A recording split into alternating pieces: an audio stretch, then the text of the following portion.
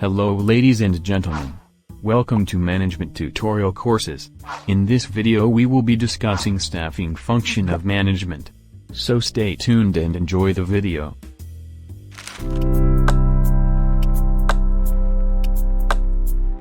Staffing. The requirement of a business is met by a simple yet intricate function known as staffing. It involves the process of filling up the various positions in the organizational structure with the right kind of people who are skilled and competent to discharge the duties the position carries and implies. We will discuss the steps involved in staffing function of management. Number 1. Manpower Planning. Manpower planning, or in simple terms estimation of workforce requirement, is the first step in the process of staffing. As always, every step starts off with the process of planning and identifying what is required.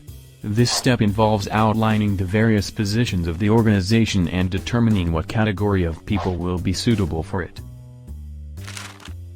Number 2. Recruiting. Once the positions are determined and the qualifications outlined, there arises the need to identify people meeting the conditions. This is done through a process known as recruiting. Number 3. Selection. Selection as a distinct process involves sifting through the recruits to understand who can do the job better. The steps involved could be practical tests, interviews, theory tests, etc., all depending on the time, convenience, and policy of a company. Number 4. Workforce orientation. Workforce orientation is a process by which a new employee recently selected is made familiar to a workplace.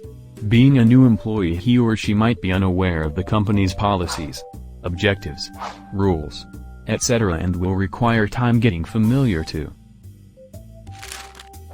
Number 5. Training and development. Training and development are two different concepts. Training is more concerned with making the employee what he does now. However, development is concerned with improving the faculties and abilities of the employee in such a manner so as to allow him to discharge more complicated functions in the future. Number 6. Compensation. An employee will not work anything. He needs to be compensated for the work and effort he puts into the company. The total amount and nature of compensation depend upon the nature of the work and the position of the employee. Number 7. Promotion. Promotion is the elevation of rank and status of an employee.